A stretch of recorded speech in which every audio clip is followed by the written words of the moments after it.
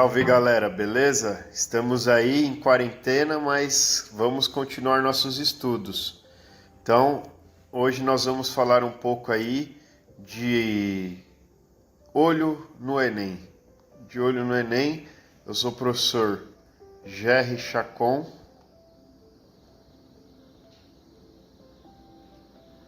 E a gente vai trabalhar um pouquinho uma questão importante do Enem com relação ao voto censitário. Então eu espero poder contribuir aí para que você entenda melhor o que foi essa questão do voto censitário na história do Brasil. Então, a primeira coisa que a gente tem que lembrar é que a história do Brasil tem vários períodos. Nós estamos aí falando do Brasil Império. Então, o nosso contexto é a partir de 1822. Beleza? Vamos avançar. Então, a questão que eu trago aí é uma questão de 2019. Então, vamos fazer a leitura.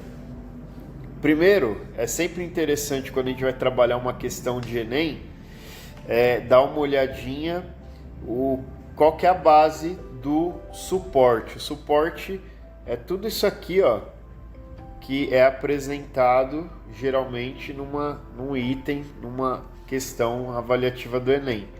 Então, por exemplo, aqui a gente percebe que o texto é extraído da própria Constituição de 1824. Você viu aí? 1824. Então aqui já há alguma dica importante para a gente. Por quê? A Constituição de 1824 é a primeira Constituição do Brasil e é conhecida como Constituição outorgada. Outorgada. O que significa isso, galera? Isso mesmo, uma Constituição imposta. E aí é importante lembrar um pouco da história, né? Quando você bate o olho numa questão dessa, você já puxa lá as suas pastas, as suas memórias, e você vai lembrar de todo o processo da Constituição que vai se dar aí em função do desenvolvimento do Brasil Império e o grande desafio de Dom Pedro I de criar uma Constituição para organizar aí, digamos assim, o país. Então, essa Constituição, essa primeira Constituição, ela é fundamental aí para que a gente entenda a história do Brasil. Deve-se lembrar também, quando se pensa na Constituição de 1824, naquela famosa Noite da Agonia, em que Dom Pedro vai destituir o grupo que havia sido criado para fazer a Constituição e vai colocar lá o seu grupo, certo? Para fazer a Constituição de acordo com a vontade dele. Bom, vamos agora para o texto. Artigo 90.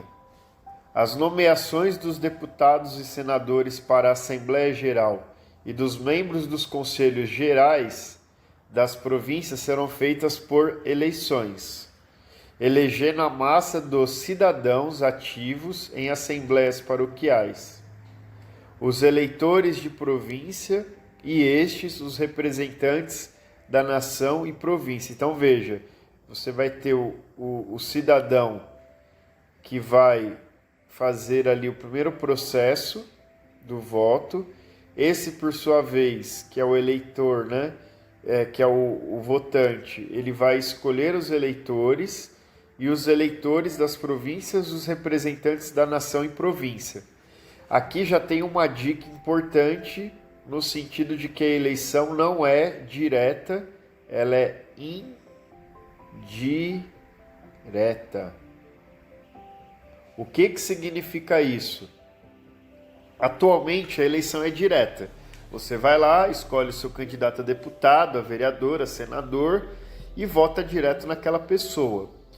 No primeiro momento, no Brasil, até a instituição da Lei Saraiva, que é só em 1881, o Brasil vai ter a eleição indireta. Então, você tem um grupo de votantes que escolhe os eleitores, que por sua vez escolhe lá quem vai exercer os cargos.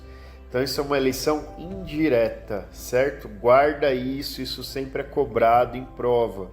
Presta atenção, hein?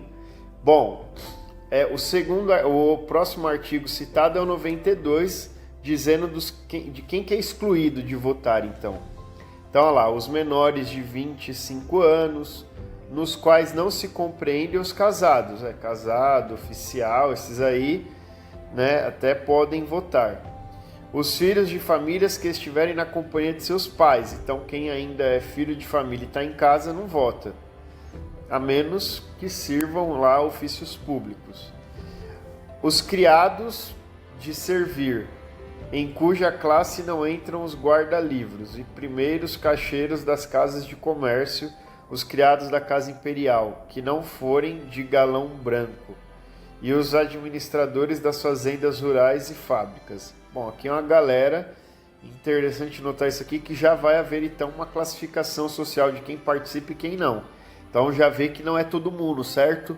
Entendeu isso aí? Não é todo mundo que vota, tem uma certa limitação em quem participa do processo. Os religiosos e quaisquer que vivem em comunidades claustral, ou seja, são os religiosos que ficam em casa, que não saem de casa, os monges, as monjas, enfim, toda essa galera aí, certo? E aqui o que interessa pra gente é o número 5, os que não tiverem renda líquida anual de 100 mil réis por bens de raiz, indústria, comércio e emprego. Galera, isso aqui é chave, hein? Por quê? Porque aqui está dizendo que quem não tem determinada renda não pode participar. Isso aqui, então aqui é o primeiro ponto, indireta. Além disso, ela é censitária. Vamos ver se eu consigo escrever aqui embaixo, ó. Censitária. Ou seja, é uma eleição que só participa aquele que tem grana, velho. Quem não tem grana não participa. Simples, né? De entender isso aí? Beleza. Vamos avançar então. De acordo com os artigos do dispositivo legal apresentado, o sistema eleitoral instituído no início do Império é marcado pelo... Aí agora é só eliminar, né, galera? Vamos lá. Representação popular. Tem? Não. Liberdade pública e abertura política.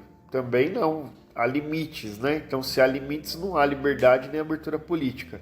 Ética partidária. Tá falando lá no texto de ética, essas coisas? Não. Então, exclui. Caráter liberal. Ok, é um caráter liberal até. Porém, é um sistema parlamentar que é instituído? Não, né? Então, a alternativa certa é a letra B. Certo? B, por quê? Indireto e censitário. Indireto quer dizer, a pessoa vai lá e deposita o voto na urna de forma direta? Não. Ele vai ter ali um nível de representação.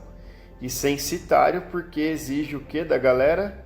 Grana. Sim, muita grana para poder participar do voto. Então é isso aí, fim da nossa conversa, agradeço, muito obrigado, espero que tenham gostado. E aí, ó, dá um like, certo? Para contribuir aí com o canal. Um abraço, beijão.